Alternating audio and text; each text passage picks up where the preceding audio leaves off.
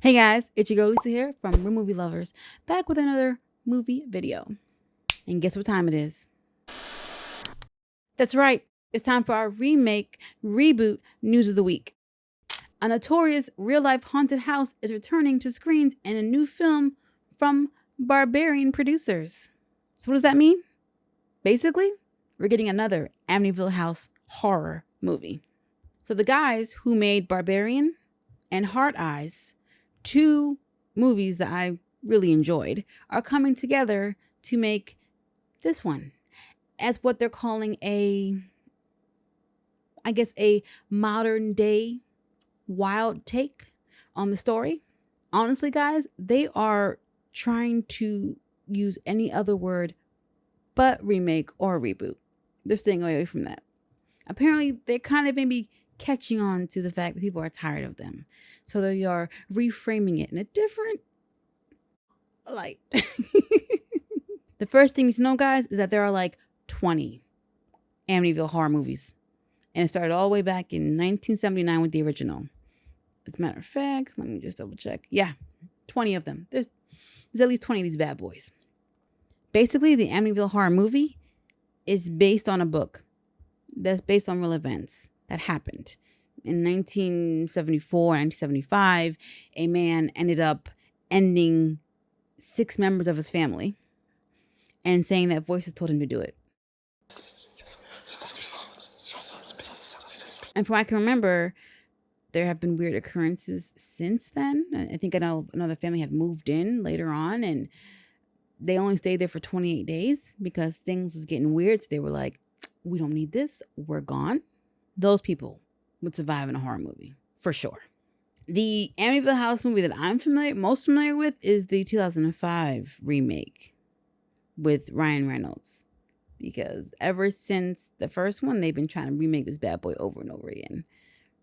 Now, what the producers have talked about is how all of the other sequels and reiterations have strayed very far away from the original concept, the original idea behind it, which you can definitely tell just based on some of the titles.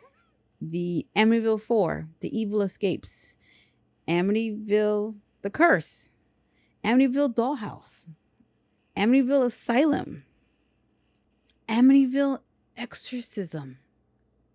What? I'd say they strayed just a little bit away from the source material a little bit.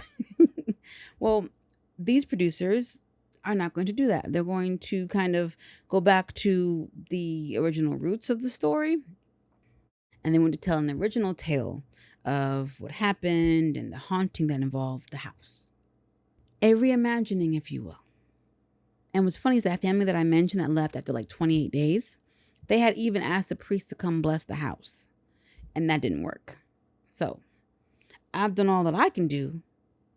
I'm gone. So these producers, actually, they don't really even want to talk about the deaths that happened or the hauntings that occurred after that. They want to tackle the story from a new angle.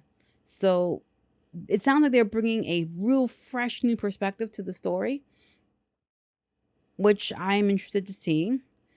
I honestly think I'm more interested in this than any other iteration that has come before it, other than the original and the Ryan Reynolds one, which I barely remember the Ryan Reynolds one. I think the Ryan Reynolds one was the one that covered the family that moved in after the horrible things had happened, and they didn't stay long, and he was going a little nutso, and they left before he completely lost it, his character. And when I say they left, they left. They left all their stuff. They didn't even come back for their stuff. You know what? I get it. Who knows? Maybe whatever is going on in there leaked on their stuff and they'd bring it to a new house. Yeah, all that stuff can go. They have definitely milked this entire franchise for what it's worth. Now, that being said, even though it's a fresh new take that they're trying to go for a whole different angle, there is a bit of a hurdle to get over. There are a lot of iterations of this property, for sure. And the first one the original one was a huge success. I think it dropped in 1979, and it was a budget of $4.7 million for the Amityville house. It came in, it made $86.4 million. So that is nearly, oh my gosh, 20 times its budget. Yeah. Guys, I can't believe they made the movie for $4.7 million. Can you imagine? Look at, like, comparing. I know inflation is a real thing, but just comparing how much it cost to make a movie then versus now. Jeez. Okay. And then the Ryan Reynolds remake in 2005, that budget was $19 million. And that brought in 65.2 domestic, but overall globally, $107.5 million. So that was also a hit. That made 4 times its budget. That's definitely a hit. You're definitely in the black. Success. The last one I believe that they made, the most recent main budget one, I should say, was made in 2017. And that one, Amityville, The Awakening, starring Bella Thorne, that one had some issues. Like, it took 5 years just for them to make that movie, start to finish. And I could not find any budget information. They kept that thing under lock and key. They're like, no one's going to know what it cost us to make this movie. But I can tell you what it brought in. And it may shock you. Domestically, in the US and Canada, it brought in $742,000.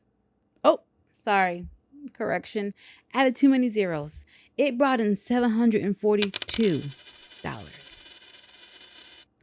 $742. I know it was a limited release, but even if you release that bad boy one day, $742. Globally, it got better. Globally, it made $8 million. Well, 8.4. Again, I don't know what the budget was, but I'm pretty sure it wasn't $4.7 million like the original. So, and it explains why we have not had another version of this from a major studio in a long time.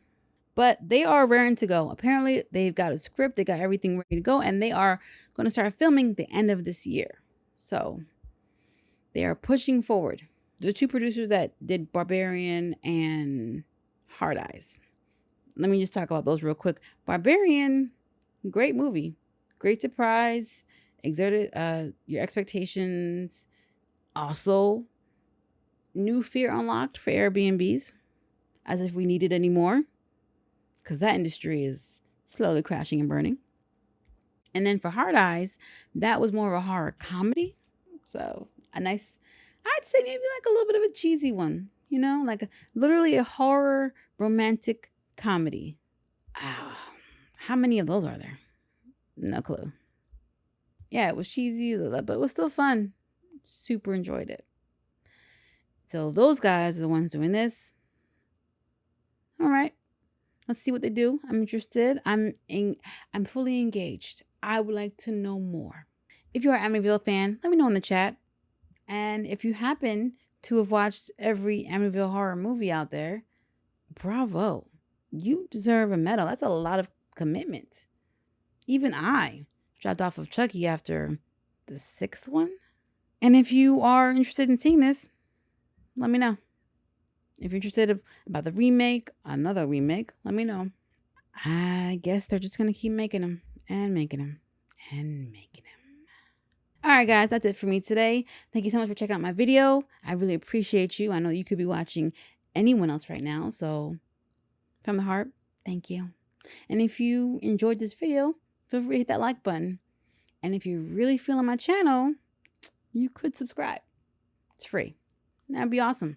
And you can get notified whenever I drop things that are new or old. I want to give a huge shout out to my top tier Patreon members, Von, Kurt, and Thelma. Thank you guys so much. Y'all the best. And if you guys are looking to join my community, check out my Patreon, NXG Global Productions, and hit me up on Instagram and TikTok. Links are in the description. I'll see you guys next time. Bye.